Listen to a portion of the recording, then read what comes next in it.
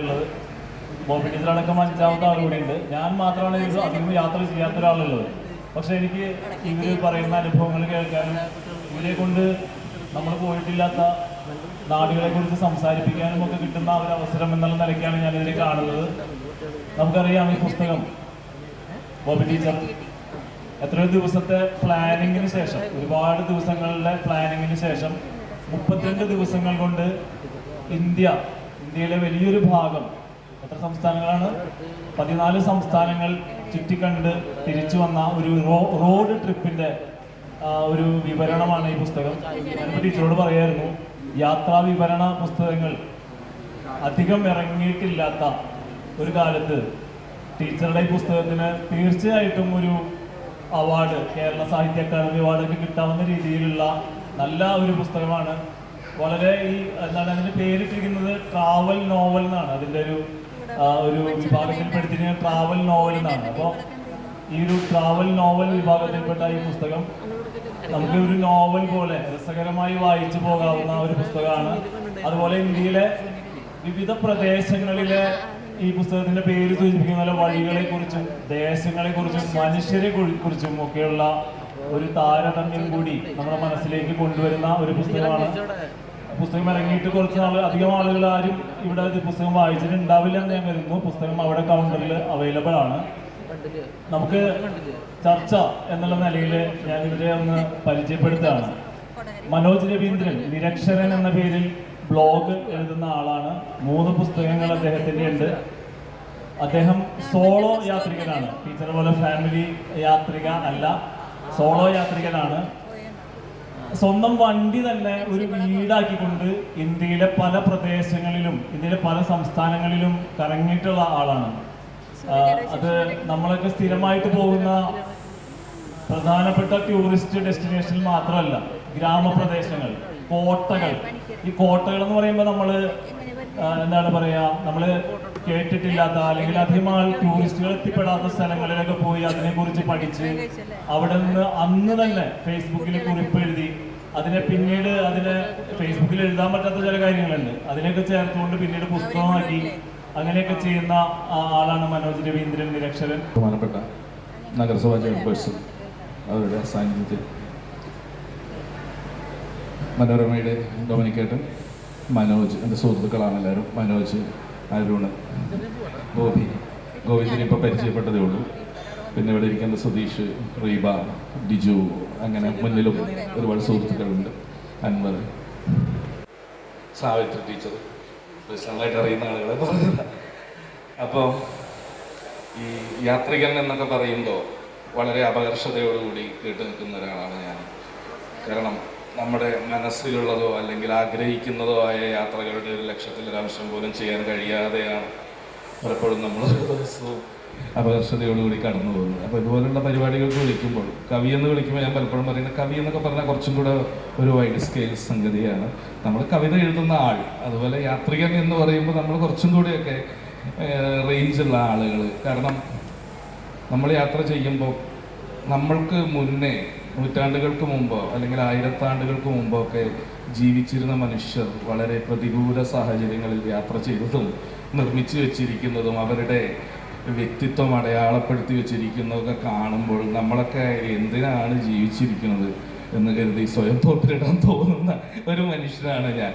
എന്ന് വെച്ച് ഇങ്ങനെ ഭയങ്കരമായ അപകർഷതാബോധ ഡിപ്രഷനുള്ള ഒരാളാണെന്നൊന്നും തെറ്റിദ്ധരിക്കേണ്ട കാര്യമില്ല.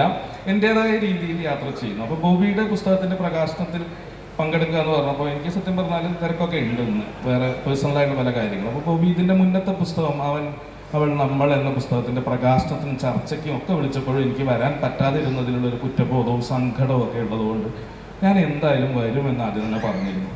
അപ്പോൾ ഇന്ന് ഞാനിവിടെ ഉള്ളതിൽ ഏറ്റവും കൂടുതൽ ദൂരത്ത് നിന്ന് വരുന്നതും ഞാൻ തന്നെ ആയിരിക്കും എന്ന് തോന്നുന്നു. ഒരു 100-200 കിലോമീറ്റർ ദൂരത്ത് നിന്ന് രാവിലെ 5 മണിക്കൊക്കെ എഴുന്നേറ്റ് ഡ്രൈവ് ചെയ്ത് ഹൈവേയുടെ ജോലി അതിനൊക്കെ മറികടന്നൊക്കെ എത്തി ഒരു സാഹസികമായി എത്തിച്ചേർന്നതാണ്. കാരണം അത് ആ ഒരു കുറ്റബോധം മറികടക്കാനാണ് എന്നുള്ളതാണ്.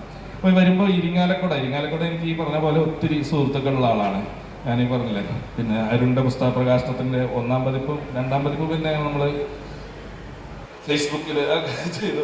അങ്ങനെ അത് 14 എന്ന് പറഞ്ഞാൽ 11 വർഷങ്ങൾ കഴിഞ്ഞിരിക്കുന്നു. അതുപോലെ ഈ ഇരിക്കുന്ന സുധീഷിൻ്റെ പുസ്തകത്തിൻ്റെ പ്രകാശനത്തിന് മുമ്പ് വന്നത് അതൊക്കെ എന്ന് പറഞ്ഞാൽ വർഷങ്ങൾ എത്രയാണ് പെട്ടെന്ന് കടന്നു പോകുന്നത് എന്നുള്ളതാണ് ഞാൻ ആലോചിച്ച് നോക്കുന്നത്. അത് ഏറ്റുവാങ്ങിയത് ഞാനായിരുന്നു. അങ്ങനെ അപ്പോൾ ഇരിങ്ങാലക്കുട എന്ന് പറഞ്ഞ ദേശത്തോട് ബന്ധമുണ്ട്. പക്ഷേ ഈ യാത്രയുടെ പുസ്തകമായതുകൊണ്ട് ഞാൻ ആദ്യം ഓർത്തത് പിന്നെ യാത്രാ വിവരണങ്ങൾ കുറവാണ് എന്നുള്ള രീതിയായിരുന്നു പറഞ്ഞു. ഒട്ടും അല്ല എന്നുള്ളതാണ്. യാത്രാ വിവരണങ്ങൾക്ക് യാത്രാ വ്ളോഗുകൾക്കൊന്നും ഒട്ടും കുറവില്ല എന്നുള്ളതാണ് പണ്ട് മുതലേ ഉള്ള സത്യം. 60കളിലാണെന്ന് തോന്നുന്നു നമ്മുടെ ഏറ്റവും മഹാനായ OV വിജയൻ ഇരിങ്ങാലക്കുട എന്നുള്ള പേരിൽ ഒരു കഥ എഴുതിയിട്ടുണ്ട്. അപ്പം അത് വായിച്ചു വരണമെന്നായിരുന്നു എൻ്റെ ഒരു ആഗ്രഹം. പക്ഷെ തിരക്കിനിടയിൽ ഇന്നലെ സ്വന്തം വീട്ടിലല്ല, നാട്ടിലായിരുന്നെങ്കിൽ പോലും ആ പുസ്തകം തപ്പിയെടുത്ത് എനിക്ക് വായിക്കാൻ കഴിഞ്ഞിട്ടില്ല. അതൊരു യാത്രാ വിവരണം പോലെ എഴുതിയ ഒരു കഥയാണ്. 65 ആണെന്നാണ് എൻ്റെ ഒരു ഓർമ്മ, അല്ലെങ്കിൽ 60കളുടെ അവസാനമോ 70കളുടെ തുടക്കത്തിലോ എഴുതിയൊരു കഥയാണ്. അക്കാലത്ത് യാത്രാ വിവരണ ഗ്രന്ഥങ്ങൾ പെരുകിയത് കൊണ്ട് അതിനെ കളിയാക്കാൻ വേണ്ടിയിട്ട് വിജയൻ എഴുതിയ ഒരു പുസ്തകമാണ് ഇരിങ്ങാലക്കുട.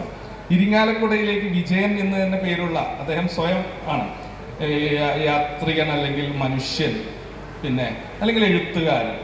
ഇരിങ്ങാലക്കുട എന്നൊരു അന്യദേശമായിട്ടോ അല്ലെങ്കിൽ രാജ്യമായിട്ടോ സങ്കല്പിച്ച് ഈ യാത്രാ വിവരണക്കാർ എഴുതുന്ന പോലെ പിന്നെ അതിനെ മൊത്തത്തിൽ ആക്ഷേപഹാസ്യം അല്ലെങ്കിൽ ബ്ലാക്ക് ഹ്യൂമർ ആ ഒരു രീതിയിൽ എഴുതിയ ഗംഭീരമായ ഒരു യാത്രാ വിവരണത്തിൻ്റെ ഒരു പാരഡി, അല്ലെങ്കിൽ എന്താണ് ഇപ്പോൾ നമ്മൾ കാണുന്ന ടൈപ്പുള്ള ഒരു എന്താണ് അതിൻ്റെ വാക്കൊന്നും എനിക്കറിഞ്ഞൂടാ, സറ്റയറാണ് എന്തായാലും.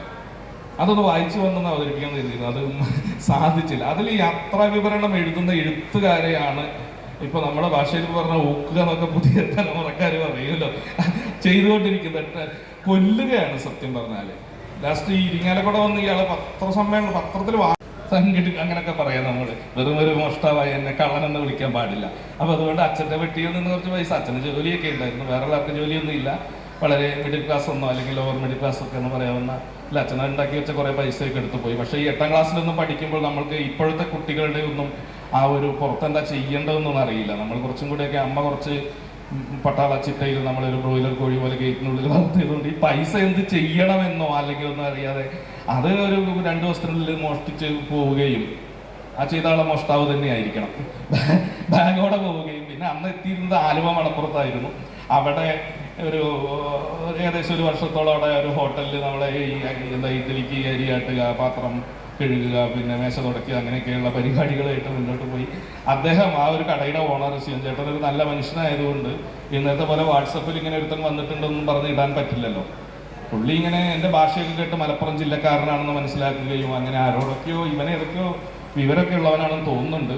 പിന്നെ നല്ല വീട്ടൊക്കെയാണെന്ന് സംശയമുണ്ട്, കണ്ടാൽ അങ്ങനെ ലുക്കൊന്നും ഇല്ലെങ്കിലും എന്ന് പറഞ്ഞ ആരെയൊക്കെയോ പറഞ്ഞു വിട്ട് അവര് മുൻകൈ എടുത്ത് എൻ്റെ വീട്ടിൽ നിന്ന് തെരഞ്ഞു കിടക്കുന്നുണ്ട്, ഒരു യുദ്ധകാലാടിസ്ഥാനത്തിൽ തെരഞ്ഞു കിടക്കുന്നുണ്ട്.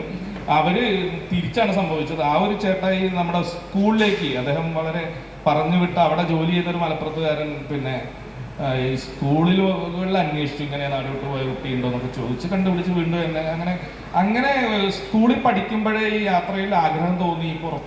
പുറത്തുള്ള ലോകമാണ് കുറച്ചും കൂടി കംഫർട്ട് എന്ന് വിശ്വസിക്കുകയും അങ്ങനെ യാത്ര തുടങ്ങുകയും അല്ലെങ്കിൽ അലഞ്ഞു തിരിയാൻ തുടങ്ങുകയും ചെയ്ത ഒരാളെ മാത്രമാണ് ഞാൻ. എന്താ വെച്ചാൽ ഒരുവിധം ആളുകളൊക്കെ കുറച്ചൊക്കെ കഴിയുമ്പോൾ ഒന്ന് ഒതുങ്ങാറുണ്ട്. പക്ഷെ ഞാനിപ്പോൾ ഈ ഒരു പ്രായത്തിലും വീട്ടിലേക്ക് പോകാൻ വളരെ കുറവാണ്. വീട്ടിനേക്കാൾ കൂടുതൽ പുറത്താണ് പല കാര്യങ്ങൾക്കായിട്ട് ചിലവഴിക്കാറ്. എന്നാൽ ജോലി സ്ഥലത്താവുമെന്ന് കരുതും, ജോലിക്കും പോവാതെ കുറേ കാലങ്ങളൊക്കെ ആയിട്ട് അങ്ങനെയൊക്കെ ആണ്. അത് കുറച്ചും കൂടെ എന്തൊക്കെയോ കംഫർട്ട്നെസ് ഫീൽ ചെയ്യുന്നുണ്ട് പുറത്ത് യാത്ര ചെയ്യുമ്പോഴോ അല്ലെങ്കിൽ വീട്ടിൻ്റെ മേൽക്കൂരയ്ക്ക് താഴെ അല്ലാതെ എവിടെയെങ്കിലുമൊക്കെ ആകുമ്പോഴൊക്കെ എന്തൊക്കെയോ ഒരു സുഖമുണ്ട്.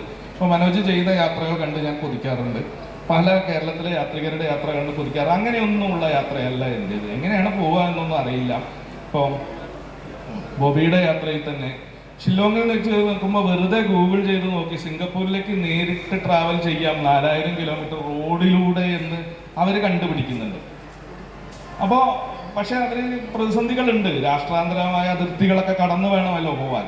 അപ്പോൾ അതുകൊണ്ട് തൽക്കാലം ആഗ്രഹം അടക്കുന്നു, അല്ലെങ്കിൽ തിരിച്ചു പോരേണ്ട ദിവസം വരെ പ്ലാൻ ചെയ്തതുകൊണ്ട് അതിന് സാധിക്കുന്നില്ല. അപ്പോൾ ഞാൻ ഈ പണ്ട് മുതലേ യാത്ര ചെയ്യുമ്പോൾ അടുത്ത ബസ്സിന്റെ ബോർഡൊക്കെ കണ്ട അല്ലെങ്കിൽ അപ്പോൾ റെയിൽവേ സ്റ്റേഷനിൽ എത്തിക്കഴിഞ്ഞിട്ടുണ്ടെങ്കിൽ ഏത് ട്രെയിനാണ് പോകുന്നത് അത് നോക്കിയൊക്കെ കയറി പോകുന്നു. ഇപ്പോഴാണെങ്കിൽ വണ്ടിയും കൊണ്ട് പോകുമ്പോൾ തന്നെ ഇതുപോലെ സഞ്ചരിക്കുന്ന വീട് പോലെയൊക്കെ തന്നെയാണ്. കാരണം മാസങ്ങൾ കഴിഞ്ഞൊക്കെ വീട്ടിലെത്തുമ്പോൾ ഒരുവിധം താമസിക്കാനുള്ള സംഗതികളൊക്കെ മനോജ് ചെയ്ത പോലെ അത് മോഡിഫൈ ചെയ്തിട്ടോ അങ്ങനെയുള്ള കാര്യങ്ങളൊന്നും ചെയ്തിട്ടില്ല. കുറച്ച് വലിപ്പമുള്ള വണ്ടി ആയതുകൊണ്ട് എല്ലാ സാധനങ്ങളും അതിൽ അലക്ഷ്യമായിട്ടെങ്കിലും ഉണ്ടാവും. അങ്ങനെ ഈ ബോർഡ് കാണുമ്പോൾ, സൈൻ ബോർഡ് കാണുമ്പോഴും അല്ലെങ്കിൽ വഴി തെറ്റുക എന്നൊരു പരിപാടി യാത്ര ചെയ്യുമ്പോൾ ഉണ്ടാവാറില്ല. അപ്പോൾ ബോബി പിന്നീട് പുസ്തകത്തിൽ വഴി തെറ്റി ഭൂട്ടാന്റെ അതിരിലൂടെ പോയി പാടം പോലെയുള്ള സ്ഥലങ്ങളിലൂടെ വണ്ടി പോയി കൊടുക്കുന്നതൊക്കെ കാണുന്നുണ്ട്. പക്ഷെ എന്താ വെച്ചാൽ വഴികൾ തെറ്റാറില്ല എന്നുള്ളതാണ്. ഏത് വഴിയാണോ പോകുന്നത് അത് തന്നെയാണ് നമ്മുടെ വഴി. പ്രത്യേകിച്ച് ലക്ഷ്യം വെച്ചിട്ടല്ല ഞാൻ യാത്ര ചെയ്യാറുള്ളത് എന്നുള്ളതാണ് എൻ്റെ ഒരു യാത്രയുടെ രീതി. ഇപ്പോൾ ഇതിൻ്റെ ഒരു ടൈറ്റിൽ തന്നെ ലക്ഷ്യമാണോ മാർഗമാണോ എന്നുള്ളതാണല്ലോ ചോദിച്ചിരിക്കുന്നത്. അപ്പോൾ നമ്മളത് പറഞ്ഞ് എത്തിയതാണ്, അല്ല മനഃപൂർവ്വം അല്ല. പിന്നെ അങ്ങനെ മാർഗങ്ങൾ അല്ലെങ്കിൽ വഴിയിലെ കാഴ്ചകളും വഴിയിലെ മനുഷ്യരും വഴിയിലെ സംസ്കാരവും വഴിയിലെ ഭക്ഷണവും വഴിയിലെ മറ്റുള്ള എല്ലാ കാര്യങ്ങളും ആസ്വദിക്കുന്ന ഒരാളാണ് ഞാൻ. അല്ലെങ്കിൽ അതിനാണ് കൂടുതൽ ഇമ്പോർട്ടൻസ് കൊടുക്കാറ്. പറഞ്ഞ പോലെ സ്വന്തം വണ്ടി സ്വന്തം ഡ്രൈവ് ചെയ്ത് പോകുമ്പോൾ നമുക്ക് എവിടെ വേണമെങ്കിലും കിടന്നുറങ്ങാം. അങ്ങനെയൊക്കെയുള്ള ഒരു സൗകര്യമുണ്ട്. വണ്ടി നിർത്തി സീറ്റ് താഴ്ത്തിയിട്ട് കിടന്നുറങ്ങുക, അങ്ങനെ അല്ലെങ്കിൽ പരിചയമുള്ള ആരെങ്കിലും കണ്ടു കഴിഞ്ഞാൽ അവരുടെ കൂട്ടത്തിൽ കിടന്നുറങ്ങുക, അങ്ങനെയൊക്കെ ഉണ്ട്. ഒപ്പമുള്ള ഒരാളെ എപ്പോഴും നമ്മൾ പരിഗണിക്കും. ട്രാവൽ ചെയ്യുമ്പോൾ ഒരു ബുദ്ധിമുട്ട് എന്താ വെച്ചാൽ നമ്മൾ ഒറ്റയ്ക്ക് ആകുമ്പോൾ തന്നെ ഒരു 2 റോഡ് അങ്ങോട്ടും ഇങ്ങോട്ടും തിരിയുന്നത് കണ്ടു കഴിഞ്ഞാൽ നമ്മുടെ ഉള്ളിൽ തന്നെ ചെറിയൊരു സംഘർഷം അല്ലെങ്കിൽ കോൺഫ്ലിക്റ്റ് ഉണ്ടാവാറുണ്ട്. അതിൽ പോകണോ ഇതിൽ പോകണോ എന്നൊക്കെയുണ്ട്. സമയബന്ധിതമാകുമ്പോഴാണ് അത് പ്രശ്നമായി വരുന്നത്.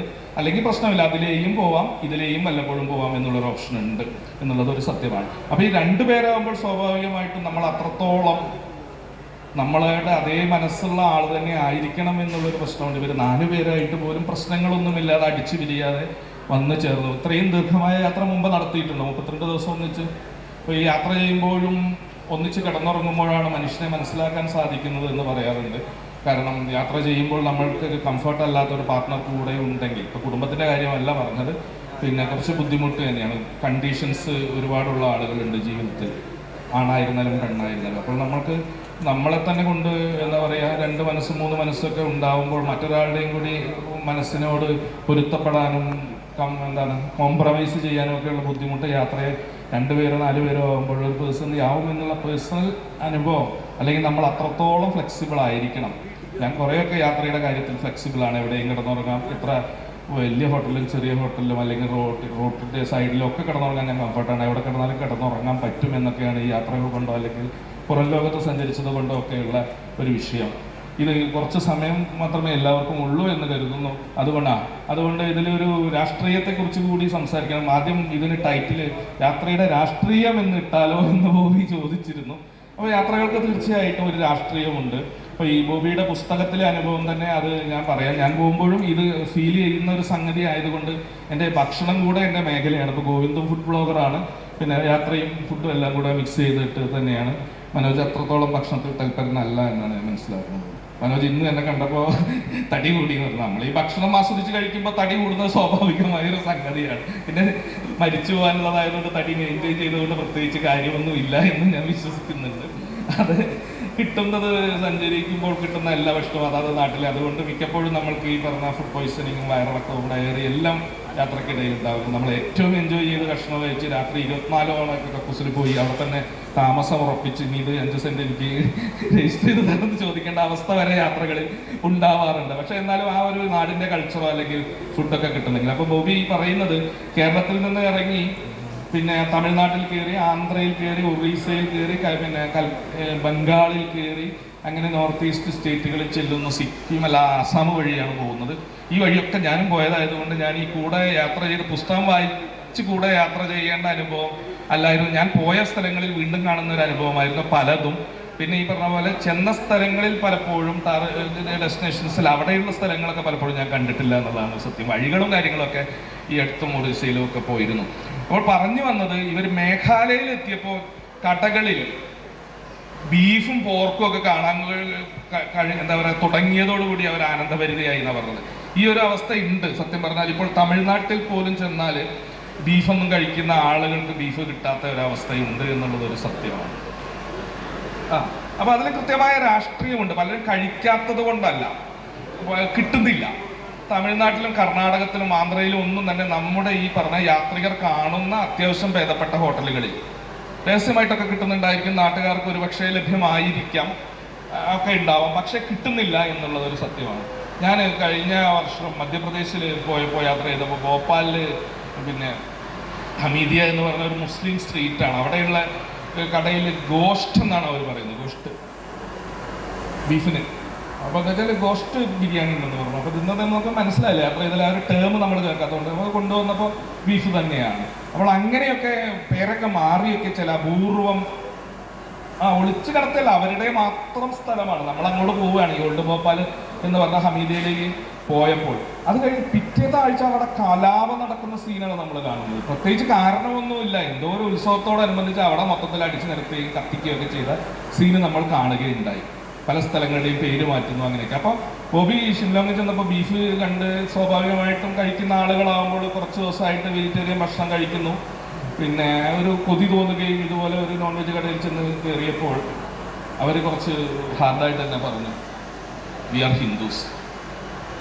നോൺ വെജ് ഹോട്ടലാണ്, പക്ഷെ കിട്ടിയില്ല. അപ്പോൾ അതിൽ കൃത്യമായ ഒരു രാഷ്ട്രീയം പലയിടത്തും ബോബി പറയുന്നുണ്ട്. അപ്പോൾ അതൊരു ബുദ്ധിമുട്ടുണ്ടാക്കുന്ന, ബോബി യാത്ര ചെയ്യുമ്പോൾ അങ്ങനെ ഒരു ഏതെങ്കിലും മതത്തിൻ്റെയോ ജാതിയുടെയോ പ്രതിനിധിയായിട്ടല്ല, അവരെ കാണുന്ന ആരാധനാലയങ്ങളെ എല്ലാം കാഴ്ചകളായിട്ടും യാത്രയുടെ അനുഭവങ്ങളുമായിട്ടുമാണ് ഉള്ളിലേക്ക് എടുക്കുന്നതെന്ന് അതുവരെയുള്ളത് നമ്മൾ വായിക്കുമ്പോൾ പെട്ടെന്ന് നമുക്ക് പറഞ്ഞ പോലെ ഇന്ത്യയുടെ ഒരു അവസ്ഥ, അത് നോർത്ത് ഈസ്റ്റേൺ സ്റ്റേറ്റ്സ് ഒക്കെ എന്ന് പറഞ്ഞു കഴിഞ്ഞിട്ടുണ്ടെങ്കിൽ കുറച്ചും കൂടി ലിബറലായിട്ടുള്ള മനുഷ്യന്മാരും ജീവിത നിലവാരവും ഒക്കെയുള്ള ആളുകൾ എന്നാണ് നമ്മൾ കരുതുന്നത്. ട്രൈബ്സ് ആണെങ്കിൽ പോലും എന്നോട് എൻ്റെ ഒരു സുഹൃത്ത് പറഞ്ഞിട്ടുണ്ട്, ഹൈസ്കൂൾ ക്ലാസ്സുകളിൽ കോണ്ടം അവിടെ കൊടുക്കുമെന്ന് പറഞ്ഞത്, മിസോറാം പോലുള്ള ഒരു സ്റ്റേറ്റിൽ കുറേ മുമ്പ്. അപ്പോൾ അവർ അത്രത്തോളം ഒരു വെസ്റ്റേൺ കൾച്ചറുള്ള മനുഷ്യരായിട്ട് പോലും പിന്നെ ഇങ്ങനെയുള്ള ഒരു അനുഭവം ഉണ്ടായി എന്ന് ബോബി ഒരു സ്ഥലത്ത് പറയുന്നുണ്ട്.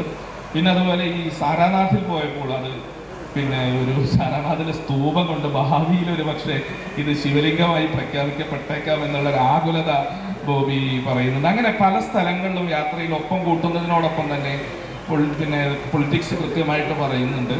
ബുക്ക് നല്ല ഒരു പുസ്തകമാണ്, ശ്രദ്ധിക്കപ്പെടട്ടെ എന്ന് കരുതുന്നു. ഞാനും ഇതുപോലെ ഒരുപാട് യാത്ര ചെയ്തതിൻ്റെ ചെറിയ ചെറിയ കുറിപ്പുകളായിട്ട് 100 യാത്രകൾ എന്ന് പറഞ്ഞൊരു യാത്രയുടെ പുസ്തകം ഇറക്കിയിട്ടുണ്ട്. മടി കാരണമാണ് എഴുതാത്തത്. ഇതിൻ്റെ ഒരു ഫിസിക്കൽ അധ്വാനത്തെ ഞാൻ വളരെയധികം മാനിക്കുന്നു. കാരണം ഞാൻ പണ്ട് ഞാൻ പറഞ്ഞ 8ാം ക്ലാസ് മുതൽ യാത്ര ചെയ്യുന്നുണ്ടെങ്കിൽ എനിക്ക് ഇപ്പോഴും ഒരു ചെറിയ ഇത്ര എക്സസൈസുള്ള ഒരു പുസ്തകം മാത്രമേ ഇറക്കാൻ സാധിച്ചിട്ടുള്ളൂ. അതും പല സ്ഥലങ്ങളിലായിട്ടുള്ള ചെറിയ ചെറിയ അധ്യായങ്ങളായിട്ടുള്ള ഒരു പുസ്തകമായിരുന്നു. ഈ പുസ്തകത്തിൻ്റെ പ്രൊഡക്ഷൻ മനോരമ വളരെ ഗംഭീരമായിട്ടാണ് ചെയ്തിരിക്കുന്നത്.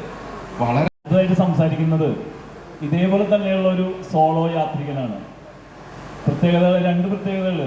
ഒന്ന്, ബോബി ടീച്ചറുടെ പോലെ ചെന്ന സ്ഥലത്ത് റൂമെടുത്ത് താമസിക്കുകയല്ല, റൂമും കൊണ്ടാണ് അദ്ദേഹം യാത്ര ചെയ്യുന്നത്. അദ്ദേഹത്തിൻ്റെ വണ്ടി തന്നെയാണ് അദ്ദേഹത്തിൻ്റെ റൂം, അതിനകത്ത് തന്നെയാണ് അദ്ദേഹത്തിൻ്റെ ബാത്റൂമും അതിനകത്ത് തന്നെയാണ്. അപ്പോൾ എല്ലാ സംവിധാനങ്ങളും ഉള്ള വണ്ടിയാണ്. അപ്പോൾ അതിലാണ് യാത്ര ചെയ്യുന്നത്. ഇനി വേറൊരു ക്രൈസ് കൂടി ഉണ്ട് ആൾക്ക്. ആളൊരു ചക്കപ്രേമിയാണ്. പുള്ളിയുടെ ഫേസ്ബുക്ക് ഫോളോ ചെയ്യുന്ന ആൾക്കാർക്ക് അറിയാം. ചക്ക എന്ന് പറയുന്നത് ഈ മനോജേട്ടൻ്റെ ഒരു വീക്ക്നെസ്സാണ്, നിരക്ഷരൻ്റെ ഒരു വീക്ക്നെസ്സാണ്. ചക്കയായിട്ട് ബന്ധപ്പെട്ട ഇനി പ്ലാവ് ഇപ്പം ഇങ്ങോട്ട് വരുമ്പോൾ എത്ര തരം പ്ലാവിൻ്റെ ചെടി അവിടെ ഉണ്ടെന്ന് ഇപ്പോൾ ചോദിച്ചു കഴിഞ്ഞാൽ പറഞ്ഞുതരും. എല്ലാം ആൾ നോക്കിയിട്ടുണ്ട്. അപ്പോൾ ഈ രണ്ട് യാത്രയും ചക്കയും രണ്ടും കൂടി ചേർന്നൊരു കോമ്പിനേഷനാണ് ഇന്ത്യയുടെ, നേരത്തെ പറഞ്ഞതുപോലെ ഇന്ത്യയുടെ പ്രധാനപ്പെട്ട വിനോദസഞ്ചാര കേന്ദ്രങ്ങളിലല്ല, അതിൻ്റെയും ഉള്ളിലുള്ള ഗ്രാമങ്ങളിലേക്കും ആളുകൾ അധികം ചെല്ലാത്ത പ്രദേശങ്ങളിലേക്കൊക്കെ യാത്ര ചെയ്ത് ഇതിൽ മൂന്നാമത്തെ ഐറ്റമായ മനുഷ്യർ, അതിന് കൂടുതൽ പ്രാമുഖ്യം കൊടുക്കുന്ന ഒരാളാണ്. അദ്ദേഹത്തെ സംസാരിക്കാനായിട്ട് ക്ഷണിക്കുന്നു. എല്ലാവർക്കും നമസ്കാരം. ആദ്യമായിട്ട് 2 അഭിനന്ദനങ്ങളുണ്ട്. ഒന്ന് ബോബിയുടെ ഈ പുസ്തകത്തിന് തന്നെ അതിനൊരു ഒരുപാട് യാത്രാ വിവരണങ്ങൾ ഇപ്പോൾ ശൈലൻ തിരുത്തി, നേരത്തെ യാത്രാ വിവരണ പുസ്തകങ്ങൾ കുറവാണെന്ന് പറഞ്ഞ കാര്യം ശൈലൻ തിരുത്തിയിട്ടുണ്ടായിരുന്നു. അത് കൃത്യമാണത്, ഒരുപാടുണ്ട്. ഒരു 2009 എനിക്കറിയാം ഓൺലൈനിൽ യാത്രാ വിവരണങ്ങൾ എഴുതുന്നവർക്ക് വേണ്ടിയിട്ടൊരു മത്സരം നടത്തി. അന്ന് 3 പേരാണ് 10 യാത്രാ വിവരണങ്ങൾ എഴുതിയിട്ടുള്ള ആൾക്കാരെ തപ്പി വന്നപ്പോൾ ആകെ 3 പേരാണ് കിട്ടിയത്. ഇന്ന് ചുരുങ്ങിയത് 300 പേരെ കിട്ടും. നന്നായിട്ട് എഴുതുന്ന 300 പേരെ കിട്ടും.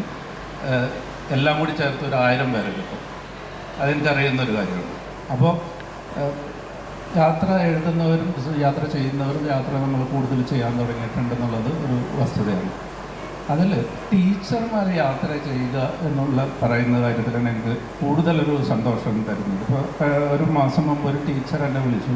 ഒരു പരിചയമില്ലാത്ത ആളാണ്, വേറൊരാൾ വഴി പരിചയപ്പെട്ടിട്ട് വിളിച്ചിട്ട് ഇതുപോലെ ബോബി പോയതുപോലെ ചെറിയ 2 കുട്ടികളാണ്. അവർ ടീച്ചറും ഭർത്താവുമാണ് മാറി മാറി ഡ്രൈവ് ചെയ്യുന്നത്. കുട്ടികൾ 12 വയസ്സും 8 വയസ്സുള്ള ഒരു ആൺകുട്ടിയും പെൺകുട്ടിയുമായിട്ട് അവരിതുപോലെ 2 ആഴ്ചയോളം അങ്ങ് ലഡാക്ക് വരെ പോയിട്ട് തിരിച്ചു വന്നു. ആ പോകുന്ന വഴികൾ, ഇപ്പോൾ ബോബിയുടെ പുസ്തകത്തിലും ആ വഴികളെ പറ്റിയിട്ട് ഹിമാചലിലുള്ള വഴികൾ നമ്മൾ ചിലപ്പോൾ കൈയും കാലും വിറക്കും. രണ്ട് വശത്തും അത് ഈ പുസ്തകത്തിൽ അതിനെ പറ്റിയിട്ട് പറയുന്നുണ്ട്.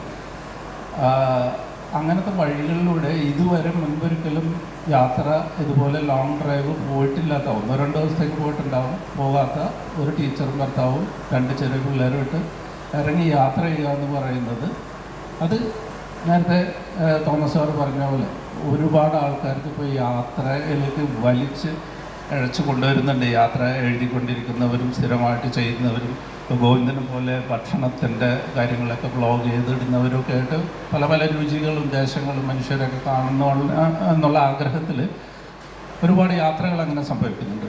ഇപ്പോൾ ടീച്ചർമാർ യാത്ര ചെയ്ത് കഴിഞ്ഞാലൊരു ഗുണം എന്താണെന്ന് വെച്ച് കഴിഞ്ഞാൽ അത് എളുപ്പം കുട്ടികളിലേക്ക് എത്തും. പെട്ടെന്നാണ് ഈ നേരിട്ട് ബ്ലഡിലേക്ക് കൊടുക്കുന്ന പോലത്തെ ഒരു സംഭവമാണ്. ഭക്ഷണമായിട്ട് കഴിക്കണ പോലെയല്ല, നേരിട്ട് IV കൊടുക്കുന്നത് പോലെയുള്ളൊരു സംഭവമാണ്. കുട്ടികളിലേക്ക് ആ യാത്രയുടെ ഒരു ഹരം പടർന്നു പിടിക്കും. അത് അടുത്ത തലമുറയ്ക്ക് വളരെ ഗുണകരമായിട്ടുള്ളൊരു കാര്യമാണെന്ന് വിശ്വസിക്കുന്ന ഒരാളാണ് ഞാൻ. അതുകൊണ്ടാണ് ടീച്ചർമാരുടെ ഒരു യാത്രയിൽ, അപ്പം നേരത്തെ പറഞ്ഞത് ഒരു ടീച്ചറായിരുന്നു ബോബിയുടെ കാര്യത്തിൽ. അപ്പം അങ്ങനെ ഒരു യാത്ര ചെയ്യുകയും ഒരു ട്രാവൽ നോവൽ എന്നതിനേക്കാൾ ഉപരി ഞാൻ കണ്ട വേറൊരു സാധനം ഒരു ട്രാവൽ ഇൻഫോ ബുക്ക് കൂടിയാണിത്. അപ്പോൾ ഏതൊരു സ്ഥലത്ത് ചെന്നാലും അവിടെ എന്തൊക്കെ കാണാനുണ്ട്, അതിൻ്റെ ചരിത്രം എന്താണ്, അതിൽ ബോബി കാണുന്ന കാര്യങ്ങൾ എന്താണ്, എല്ലാം അതിനകത്ത് വരുന്നുണ്ട്. അപ്പോൾ സമഗ്രമായിട്ട് തന്നെ ആ സംഭവങ്ങളെല്ലാം വരുന്നുണ്ട്. ഇത് സത്യത്തിൽ ഞാൻ 2 ദിവസം കുഴഞ്ഞുപോയി. ഇതിവിടെ വരുന്നതിന് മുമ്പ് എനിക്കത് വായിച്ചു തീർക്കണമെന്നുണ്ടായിരുന്നു. പക്ഷേ അത്രയും ഇൻഫോ 2 ദിവസം കൊണ്ട് എടുക്കാൻ എൻ്റെ തലച്ചോറിന് പറ്റാത്തൊരവസ്ഥയിലേക്ക് ഞാൻ ചെന്ന് നിന്ന്. അത്രയും ആണ് ആ പുസ്തകത്തിൽ പ്രതിപാദിച്ചു പോകുന്നത്. എനിക്കിതിരുന്ന് വീണ്ടും ഒരാവർത്തി വായിക്കാനുണ്ട്. കാരണം ഇതിൽ ബോബി പോയിട്ടുള്ള പല സ്ഥലങ്ങളിലൂടെയും ഞാൻ കടന്നു പോയിട്ടില്ല. പല ഉണ്ട്. അതുകൊണ്ട് തന്നെ അടുത്ത ആളിലേക്ക് പോവാണ്. ഗോവിന്ദ് കേരള ഫുഡി എന്ന പേരിലുള്ള ഒരു ഇൻസ്റ്റാഗ്രാം പേജുണ്ട്, യൂട്യൂബ് ചാനലുണ്ട്. കേരള ഫുഡി വളരെ ഒരുപാട് പോപ്പുലറായിട്ടുള്ള, ഒരുപാട് വ്യൂവേഴ്സുള്ള, അദ്ദേഹത്തിന് മറ്റൊരു ജോലിയും ചെയ്യേണ്ടി വരാത്ത തരത്തിലുള്ള അത്രയും വ്യൂവേഴ്സുള്ള, അല്ലേ, അദ്ദേഹം അതിൽ പ്രൊഫഷണലായിട്ട് തന്നെ ഒരു വ്ളോഗറാണ്. അപ്പോൾ യാത്രകളെ കുറിച്ച് പറഞ്ഞതുപോലെ, ഭക്ഷണത്തിനെ കുറിച്ച് പറഞ്ഞതുപോലെ, ഒരാൾ ഭക്ഷണത്തിനെ വളരെ സ്നേഹിക്കുന്ന ഒരാളാണ്, ഒരാൾ പരിമിതമായിട്ട് ഭക്ഷണം കഴിക്കുന്ന ആളാണ്. എല്ലാ ഭക്ഷണം ഇഷ്ടമൊക്കെ തന്നെയാണ്. ആ രീതിയിലുള്ള സംസാരങ്ങളൊക്കെ വന്നു. ഇവിടെ നമുക്ക് കൂടുതൽ ഭക്ഷണത്തിനെ സ്ട്രെസ് ചെയ്തിട്ടുള്ള കാര്യങ്ങളാണ് നമുക്ക് ഇവിടെ ഈ യാത്രയുമായി ബന്ധപ്പെട്ട് ഗോവിന്ദ് സംസാരിക്കാമെന്ന് എനിക്ക് തോന്നുന്നു. ഗോവിന്ദിനെ വളരെ സ്നേഹത്തോടെ സംസാരിക്കാൻ ശ്രമിക്കുന്നു.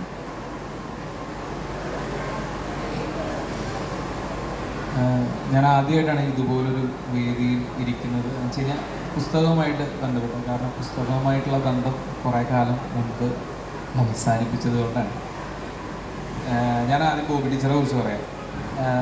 എൻ്റെ +1 +2 അധ്യാപികയാണ് ബോബി ടീച്ചർ. എൻ്റെ ക്ലാസ് ടീച്ചറായിരുന്നു.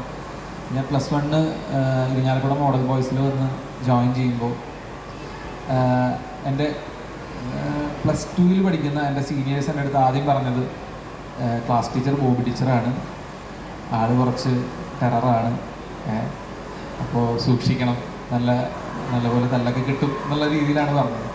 അപ്പോൾ +1 ക്ലാസ്സിലിരിക്കുമ്പോൾ ബോബി ടീച്ചർ വരുമ്പോൾ നമുക്ക് ആദ്യം മനസ്സിൽ ദൈവമേ പെട്ടു,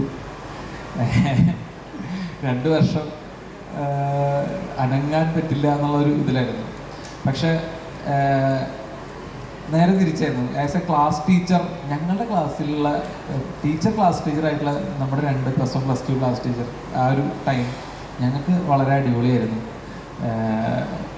അത് കാരണം തന്നെ നമ്മളെല്ലാ കാര്യങ്ങളിലും, ഇപ്പോൾ പഠനപരമായിട്ടുള്ളതാണെങ്കിലും കലാപരമായിട്ടുള്ളതാണെങ്കിലും കായികപരമായിട്ടുള്ളതാണെങ്കിലും എല്ലാ കാര്യങ്ങൾക്കും വളരെയധികം സപ്പോർട്ട് ചെയ്യുന്ന ഒരു ടീച്ചറായിരുന്നു ബോബി ടീച്ചർ. +1 ജോയിൻ ചെയ്യുന്നത് വരെ ഇംഗ്ലീഷ് എന്ന് പറഞ്ഞു കഴിഞ്ഞാൽ ഞാൻ വിചാരിച്ചിരുന്നത് എനിക്ക് ഏറ്റവും ഇഷ്ടമല്ലാത്ത ഒരു സബ്ജക്റ്റായിരുന്നു, ഒന്നാമത്തെ കാര്യം. പിന്നെ ഗൈഡുകൾ, സ്കൂൾ മാസ്റ്ററും ലൈബ്രറിയും നോക്കി കാണാപ്പാഠം പഠിച്ച് എസ്സേ എഴുതി വയ്ക്കാം എന്നായിരുന്നു ഞാൻ വിചാരിച്ചിട്ടുണ്ടായിരുന്നത്. പക്ഷേ മലയാളം പോലെ തന്നെ നമ്മൾ മനസ്സിലാക്കി നമ്മുടെ ഉള്ളിൽ നിന്ന് എഴുതി വയ്ക്കേണ്ട ഒരു സാധനമാണ് ഇംഗ്ലീഷ് എന്ന് എന്നെ മനസ്സിലാക്കിയത് ബോബി ടീച്ചറാണ്.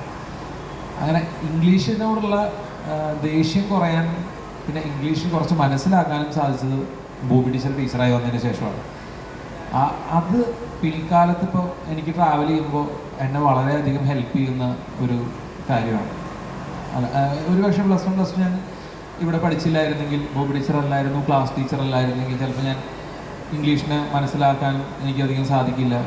പിന്നെ അതെനിക്ക് ഭയങ്കരമായിട്ടുള്ള ബുദ്ധിമുട്ടുകളുണ്ടാക്കിയാണ്. സോ അതിലെനിക്ക് എല്ലാ കാലത്തും എൻ്റെ ഏറ്റവും ഇഷ്ടപ്പെട്ട ടീച്ചർമാരിൽ ഒരാൾ ആരാണെന്ന് ചോദിച്ചു കഴിഞ്ഞാൽ ഞാൻ ആദ്യം പറയുന്ന ടീച്ചർ ബോബി ടീച്ചറായിരുന്നു. അപ്പോൾ അതുകൊണ്ട് തന്നെ ബോബി ടീച്ചർ വിളിച്ചപ്പോൾ ഞാൻ